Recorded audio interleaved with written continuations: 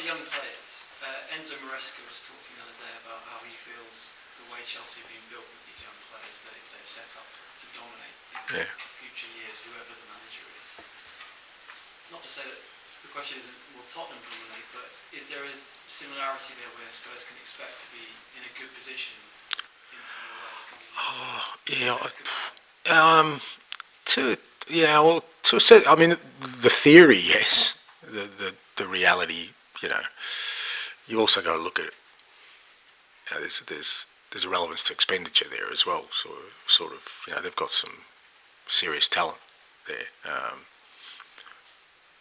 But whether they all kind of fulfil their potential is the unknown with all young players. So I think it's why most clubs don't go all young, because they kind of feel like you need some experience or some guiding through that process of players developing. But so it kind of, I think in theory it's probably the way to go, I believe, when you're building a side, but it's not always, unless you have a sheer volume of numbers, which, to be fair, Chelsea do.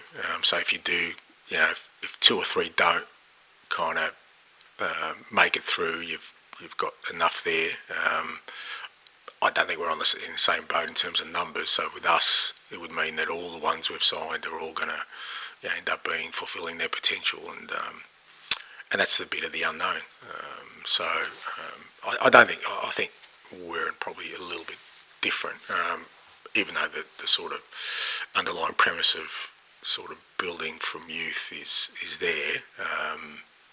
I think they're a little bit different in the way they've gone about it. From young players to an older player, Son's been the talisman for so long for Spurs, but he's 32, turning 33. He's got 3 Premier League goals this season. I know he missed a few chances recently, so he could have more than that. But should our expectations of what he can achieve now, given his age, change? Yeah. I mean, I think there were questions about Mo maybe a year or so ago as well. I'd be wary about doing that. Go for it. Might help me if you write him off. Look, I don't get that sense. I still feel like he's, from a physical output and kind of the quality he has, and certainly from a mentality point of view, I haven't seen. And what I do know is, just through my experience, the end comes pretty quickly. Like it's not falling off a cliff, but you find with a lot of great players that all of a sudden it's gone from bang to bang. It's not a kind of slow deterioration. So I don't see that in Sonny. I still think Sonny's got a hell of a lot of quality, and from a physical standpoint, the way he looks after himself, I don't see his abilities diminishing. Just due to the age factor at the moment, I don't see that. Again, you kind of weigh up the output of it, and he's not at the level so far this year that he has been in previous years, but that's a pretty high standard he's had in the past. Can he get there this year? I still think he can, yeah. And I think a lot of that's just consistent game time, because again he's had a bit of a disruptive sort of start this year where he's had a couple of setbacks where he hasn't played regularly, and I think with Sonny what you find is the more regularly he plays, the more kind of the increase in that output. So the answer is no, I don't think so, and I'd be wary about writing him off if I was. We certainly haven't if you were external, but like I said, go for it. And just finally, you took Bournemouth's great pressing striker off in the summer. Thomas Lanky, but they replaced him with a player who seems to have a similar kind of energy. They've done well. And the last game against Wolves, I think he had 3 penalties. Yeah. Just specifically for Fraser going into this game, how wary do you have to be about Evan Nilsson's ability to close that? Yeah, no, look, he's.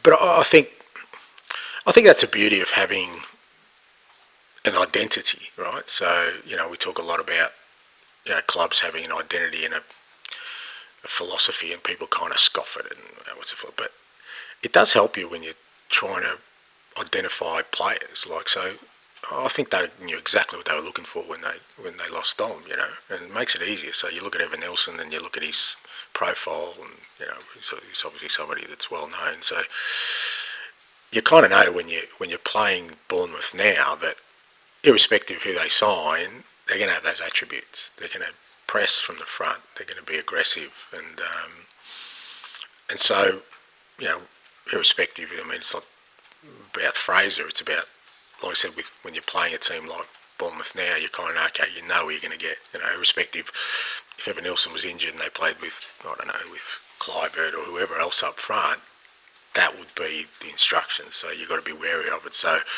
it comes down to providing information for the team as to you know what to expect, and you know we definitely expect they're going to be aggressive. You know, that Evan Nelson sort of leads that at the front, and that's the team they are. Matt. Do you wish you'd set off the season with a bigger squad? I mean, you can't legislate for injuries, but it almost feels like you can these days with the schedule. It just depends. I mean, a bigger squad with just numbers, no. You know, that's what it comes down to for me. It's about a bigger squad of players who are going to be able to contribute is more important to me. And I don't think, you know, we had the capacity to do that. Like I said, we're 3 transfer windows into rebuilding a team. You know, rebuilding a squad, rebuilding a playing style. So I think we'll get to that point, and that's what we need to keep sort of reinforcing, where we have a squad and a group of players who can compete, you know, in the elite European competitions and domestically. And look, some of it this year's been unfortunate. I mean, you know, it's not just injuries, like the soft tissue injuries, obviously we've got 3 at the moment, but the others like, you know, Vic and Romero and illnesses and suspensions, and, you know, you just can't legislate for. You just don't, you know, like I said, they always happen, but you kind of hope that they're spread out a bit more than what they have been for us. But there's no doubt we've still got work to do with the squad and the team, which I don't think would be surprising to anyone. How many would you like in January? Is it possible to give us a clue? Because January is it's a bit tricky, and like I said, a lot of that will depend on sort of.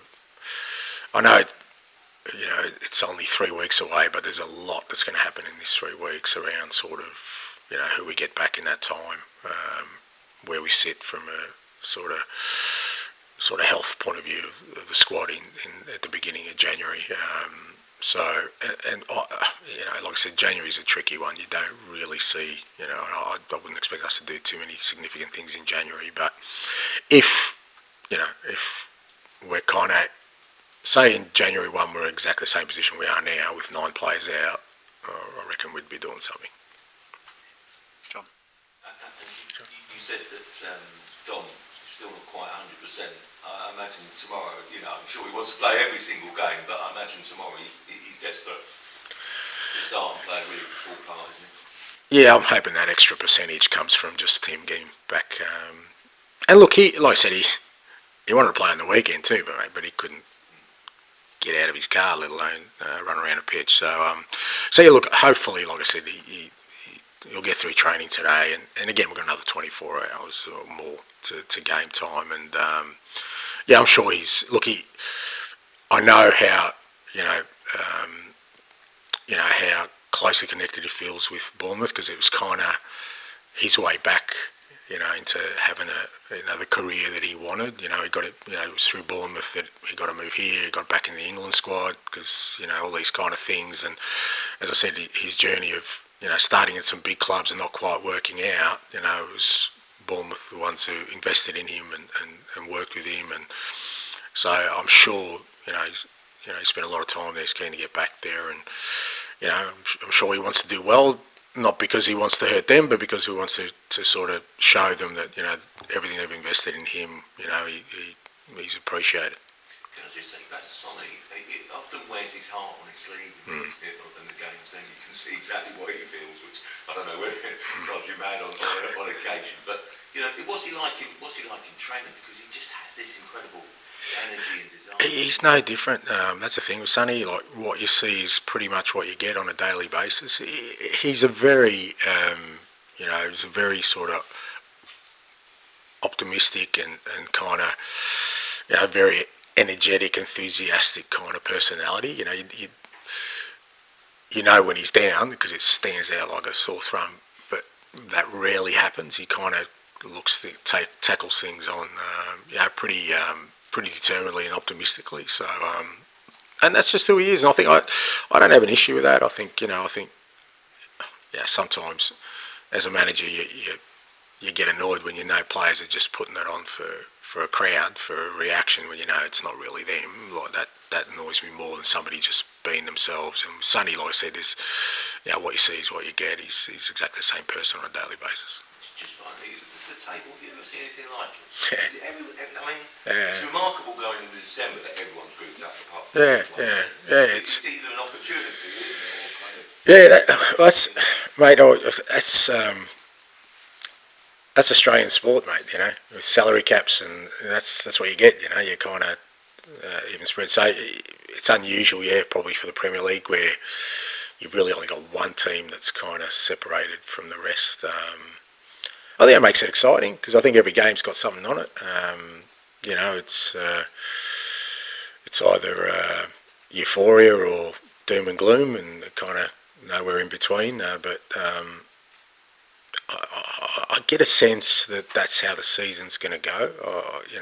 Obviously, like I said, Liverpool's a bit of an outlier, but all the other clubs seem to have hit patches where they've got issues, and like you wouldn't think that sort of a team like Villa would go through 6 or 7 games without a win. And, it's because of the consistency of their performances. Obviously, Man City now, what they're going through, but most clubs are hitting some really significant rough patches, and so you kind of think, well, it may sort of break open, but I wouldn't sense that probably till into the new year if it does happen. I think for the next sort of couple of months, I think it's going to be pretty tight.